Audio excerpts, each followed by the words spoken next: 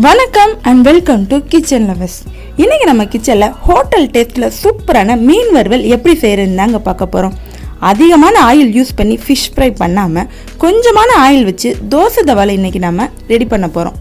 வீட்டில் இருக்க பொருட்களை வச்சு எப்படி ஈஸியாக கடை டேஸ்ட்டில் மசாலா ரெடி பண்ணி மீனை தோசை கல்லில் பொரிச்சு எடுக்கலான்னு ப்ரிப்ரேஷனை பார்த்து தெரிஞ்சுக்கலாம் வாங்க. ஃபர்ஸ்ட் மசாலா ரெடி பண்ணிடலாம்.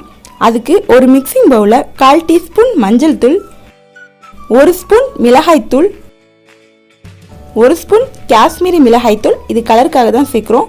கூடவே 1 ஸ்பூன் மல்லித்தூள், 1/2 spoon garam masala, 1/4 teaspoon pepper தூள், 1/4 டீஸ்பூன் அளவு சோம்புத்தூள், 2 ஸ்பூன் இஞ்சி பூண்டு பேஸ்ட்,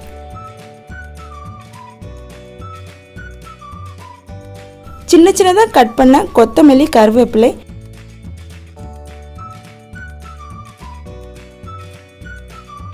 அரை லெமனோட சாறு, 2 ஸ்பூன் கார்ன்ஃப்ளவர், இதுக்கு பதிலாக நீங்கள் அரிசி மாவு கூட யூஸ் பண்ணலாம். தேவையான அளவு உப்பு, 2-3 ஸ்பூன் ஆயில் சேர்த்து நல்லா மிக்ஸ் பண்ணி பிசைஞ்சிக்கலாம்.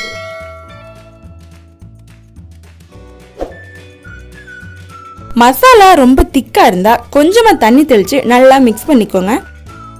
இன்றைக்கி நான் 1/2 கிலோ அளவு பாறை மீனை க்ளீன் பண்ணி வச்சுருக்கேன். நீங்கள் எந்த மீனுக்கு வேணாலும் இந்த மசாலாவை யூஸ் பண்ணிக்கலாம். மசாலா ரொம்ப அதிகமாக அப்ளை பண்ண வேணாம், தின்னான லேயரை அப்ளை பண்ணிங்கனாலே போதும். ஏன்னா நம்ம இன்றைக்கி தோசை கல்லில் தான் ஃப்ரை பண்ண போகிறோம். ஸோ மசாலா கல்லுலேயே ஒட்டிடும். இதுவே நான்ஸ்டிக்லேயோ இல்லை ஆயிலில் டீப் ஃப்ரை பண்ணுறாப்புல இருந்தால் மசாலா நல்லா அப்ளை பண்ணிடலாம், நல்லாயிருக்கும். இதே மாதிரி எல்லா ஃபிஷ்ஷையும் மசாலாவில் அப்ளை பண்ணி ஒரு 30 நிமிஷத்துக்கு ஃப்ரிட்ஜில் வச்சு எடுத்துக்கலாம். அப்போ தான் மசாலாலாம் நல்லா இறங்கும். 30 நிமிஷம் நல்லா ஊறி மீன் ரெடியாக இருக்குது. இப்போ இதை நம்ம பொரிச்சிடலாம். தோசைக்கல்ல அடுப்பில் வச்சு பொரிக்க தேவையான அளவு ஆயில் சேர்த்து சூடு பண்ணிக்குவோம். ஆயில் மிதமான சூடாகுமே ரெடி பண்ணி வச்ச மீனை உள்ளே சேர்த்துடலாம்.